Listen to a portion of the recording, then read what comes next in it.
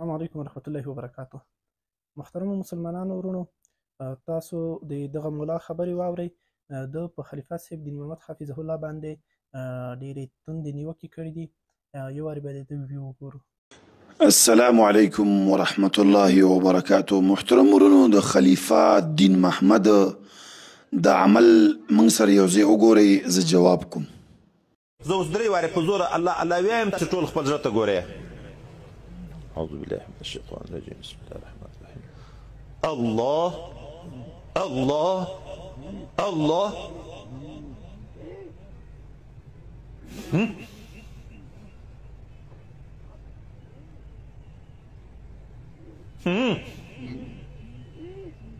لا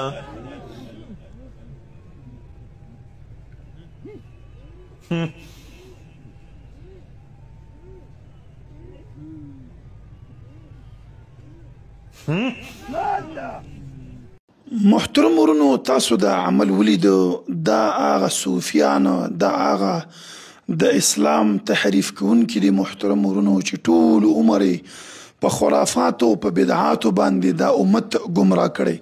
نو دا دین محمد ناس دی او خلکو ته وایي چې خوله به بنده کوي او په پوزې باندې به ذکر کوي، په پوزې باندې.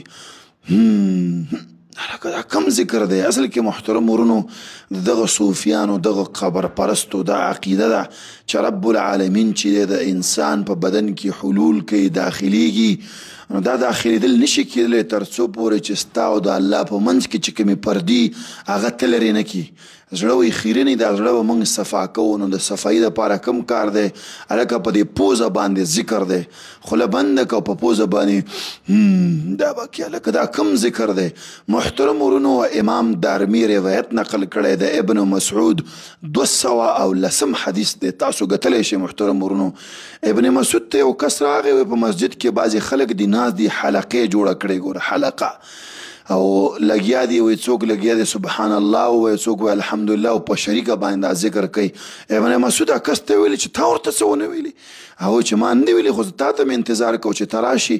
ابن مسعود خلکو ته ورغی، ورته ویلي چې تاسو دا خپل ګناهونه شمار کوئ، مطلب دا څه دپاره چې ناست هستئ د ګناه عمل م شروع کړی دی. هغه صحابه خو لا اوسه پورې د هغو جامې م نه دي زړې شوي، او تاسو په دین کې دا بدعات او دا خرافات شروع کړو. ګوره محترم ورونو، هغوی ذکر هم صحیح وګوره، الله اکبر سبحان الله دی ویلې، دی نه کول، داسې ساګانې نه وښکري. الله دا خو ذکر نه یې، کوم ځای کې دا قرآن و حدیث کې دا ذکر راغلی دی؟ نو ګوره محترم ورونو، د هغوی ذکر هم صحیح، الله اکبر سبحان الله الحمدلله دا لولي حلقې جوړه کړې ده. او دا ابن مسعود رضی الله عنه ورته وایي چې تاسو چې دا حلقې د ذکر جوړې کړي دي په دې طریقې سره، په دې باندې به الله تاسو رانیسي. امام دارمي 210 حدیث دی، تاسو یې ګټلی شئ محترم ورونو. نو ولې داسې خرافاتیان، داسې د اسلام د دین دشمنان چې د صوفیت په نوم باندې، د پیرۍ او د مریدۍ په نوم باندې، لومړی خو دا چې دوی دغه د کفر او د شرک ټاپه دا په د مخ جیب کې ایښي وي، بس چې سړی ورته راوله دوی به درته د کفر او د شرک ټاپه پرې وایي، بل کار یې نشته. بس هر څوک کافر، هر څوک مشرک، تحقیق نشته، علم نشته، کتاب کتنه نشته. خلیفه صاحب دین محمد حفظه الله به موږ ته یو ډېره نادره خبره کوله، وایي دغه کوم خلک چې تصوف باندې اعتراضونه کوي، وایي دوی د تصوف کتابونه نه دي کتلي. وایي دغه مولا نه اول دا پوښتنه وکړه چې د تصوف کوم کتاب دې کتلی دی او که نه. نو بیا که دوی کتلی و، نو بیا به دوی ته پته ولګي چې یاره د تصوف څه شی دی، دا څه وایي. د په فارسي کې یو خبره کوله، وایي تو چراغ نه ببینی چراغ چی ببینی، ته وایي ډیوه نه ویني نو په ډیوه به څه شی ووینې. دا د تصوف کتاب نه دی لیدلی، نو تصوف په حقیقت به څه خبر شي. دویمه خبره دا چې دی وایي چې خلیفه صاحب دین محمد حفظه الله خپل مریدانو ته وایي چې په پوزه ذکر کوئ. نو لومړی به راشو دغه د خلیفه صاحب دین محمد حفظه الله د بیعت ویډیو به پوره وګورو چې آیا رښتیا هم دی مریدانو ته وایي چې په پوزه ذکر کوئ، او که دا د ځانه یو دروغ تړلی دي، او دروغجن سړی خو هسې در معلومیږي چې الله او رسول یې هغه په باره کې څه وایي. تاسو چې ذکر کوئ دا نوي ملګري چې چا مخکې نه د بیعت کړی، خوله به پټه نیسئ، شونډې په شونډو کې د غاښونه په غاښو باندې ژبه یې تالو سره نښلوئ، شونډې ژبه ستونی مه کوروئ، درې ګوتې د چپ د لاندې زړه د دا زړه کې په پټه خوله باندې الله الله وایئ. حساب نه لري، ناستې سړی ولاړ یې پروت وي او دست وي که نه په هر حال کې کړی شي، هېڅ وخت کې منع نه لري. خو چې په ناستې سړی کې سترګې هم پټې کړي د خپل شیخ رنګ په یاد کې لکه ما سره مخامخ ناسته وظیفه را سره کوي بیا په ذکر کې الله تعالی اثر ډېر پیدا کوي که په لارې رواني په کاروبار لګیا سترګو پټېدن ته حاجت نشته زړه کې یو وارې الله ویل د خولې د 80 وارو نه زیات ثواب لري په خوله په ورځ کې 100 وارې استغفر الله په نیت توبې وایئ نو ډېر کوشش د زړه په ذکر کوئ. نو لومړی خو دا دروغ ورباندې وتلل چې هغه وایي چې په پوزه به ذکر کوئ. دویم دا چې د زړه ذکر فضیلت خو هغه الحمدلله هر چاته معلوم دی چې د خولې د ذکر نه څو چنده زیات فضیلت لري او د ذکر سره زړه صفا کېږي. نبي علیه السلام فرمایي زړه زنګ نسی او د هغه د صفایي لار شو د هغه ذکر دی الله دی. او بله خبره به دې ته راشو د چې کوم حدیث ووی دی امام دارمي رحمه الله دغه حدیث چې دی د ابن مسعود رضی الله تعالی عنه کوم حدیث چې د نقل کو صحابي فرمایي وایي مونږ ما د خپل پلار نه دا خبره اورېدلې چې د موږ به د ابن مسعود رضی الله تعالی عنه د کور مخې ته ناست وو کله به چې ابن مسعود رضی الله تعالی عنه جومات ته راووت موږ به د ده سره روان شو جومات ته. یو ورځ چې موږ د ابن مسعود د کور دروازې ته ناست وو نو ابو موسی اشعري رضی الله تعالی عنه راغی. نو پوښتنه یې وکړه آیا ابو عبدالرحمن چې ابن مسعود مراد و هغه وتلی دی جومات ته؟ موږ ورته وویل چې نه. نو دی د موږ سره انتظار شو چې انتظار شو نو ابن مسعود رضی الله تعالی عنه د کوره راووتو. ابو موسی اشعري ورته ووایي ای ابو عبدالرحمنه په جومات کې مې یو څوک ولیدو چې یو نااشنا کار یې کولو خو مګر د خیر نه مو بل څه ونه بللو. ما لیدلی نه و نااشنا ځکه و چې ما نه و لیدلی خو لیکن د خیر نه بل کار نه و دا د خیر کار ما ته وبرېښودو. ابن مسعود رضی الله تعالی فرمایي چې څه کار یې کولو؟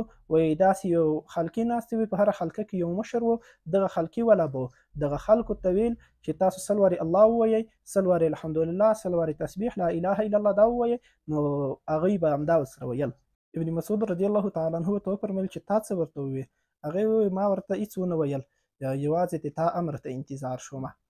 نو ابن مسعود رضی الله تعالی روان شو مسجد ته ننوتو او دغه خلقې چې کومې ناستې وې دغه خلقې ته ودرېدو. بیا یې ورته وویل چې دا څه دي چې زه وینم چې تاسې ترسره کوئ؟ هغوی ورته وویل چې مونږ دغه ذکر کوو تسبیح وایو تهلیل وایو. ابن مسعود رضی الله تعالی عنه ورته وفرمیل چې لا خو تر اوسه صحابه کرام ژوندي دي د هغوی جامې نه دي زړې شوي د هغوی لوښي نه دي مات شوي یا خو به تاسو د رسول الله صلی الله علیه وسلم نه ډېر ځان ته په هدایت باندې وایئ او یا خو دغه کار ماته یو بدعت ښکاري. هغوی خلک ورته وفرمیل وایي ای ابن مسعوده مونږ اراده نه لرو مګر د خیر اراده لرو. نو ابن مسعود رضی الله تعالی عنه ورته وفرمیل وایي ډېر خلک وي چې هغه اراده د خیر لري مګر هغه خیر ته نه رسیږي. او بیا یې وویل قسم په الله زه نه پوهېږم خو رسول الله صلی الله علیه وسلم مونږ ته ویلي دي چې یو قوم به رسي چې هغوی به قرآن کریم لولي خو د هغوی د ستوني نه به نه تېرېږي او زه نه پوهېږم چې هغه به څوک وي خو ما ته همدغه قوم یعنی تاسو ښکارئ چې هغه قوم به وي. بیا د دې حدیث وروسته عمر بن سلمه رضی الله تعالی عنه هغه فرمایي وایي همدغه قوم و چې د نهروان په جنګ کې موږ ولیدل چې هغوی زموږ سره وجنګېدل د خوارجو لخوا دوی جنګېدل دوی خوارج وو د موږ سره وجنګېدل. دا خو هغه حدیث و چې ده راوړی و. نو په دغه حدیث کې موږ یو وارې به د دې حدیث نه وروسته یو بل حدیث ووایو بیا به په دغه حدیث کې یو دوه خبرې وکړو. رسول الله صلی الله علیه وسلم مسجد نبوي ته داخل شو. په مسجد نبوي کې دوه خلقې ناستې وې دوه ډلې خلک ناست وو چې یو یې د الله ذکر کوه او بل یې درس او تدریس معنا یو د بل حدیث زده کول. رسول الله صلی الله علیه وسلم وفرمیل دغه ډله چې ذکر کوي دا هم په خیر باندې ده او دغه ډله چې درس او تدریس تعلیم کوي دا هم په خیر باندې ده لیکن زه د دغه ډلې سره کینم کومه چې تعلیم یو د بله کوي ځکه زه معلم رالېږلی شوی یم. نو دغه حدیث ته که موږ وګورو رسول الله صلی الله علیه وسلم دواړو ډلو ته خیر باندې ویلي او دواړو ذکر کوو دواړه په مسجد نبوي کې ناست وي رسول الله صلی الله علیه وسلم په خپله لیدلی دي دواړو ته رسول الله په خیر باندې ویلي. یوه خبره. دویم بل حدیث کې نبي علیه السلام فرمایي اذا مررتم بریاض الجنه فارتعوا کله چې تاسو د جنت په باغچې تېرېږئ نو تاسو ښه په هغې کې وڅرېږئ. قیله وما ریاض الجنه یا رسول الله دا باغچې د جنت څه شی دی ای رسول الله؟ قال خلق الذکر خلقې د ذکر. نبی علیه السلام صحابه کرامو ته فرمایي کله چې تاسو جنت په باغچې باندې تېرېږئ نو ښه وڅرېږئ. نو صحابه کرامو ته فرمایي یا رسول الله جنت باغچې څه شی دی؟ نو دی ورته فرمایي خلقې د ذکر.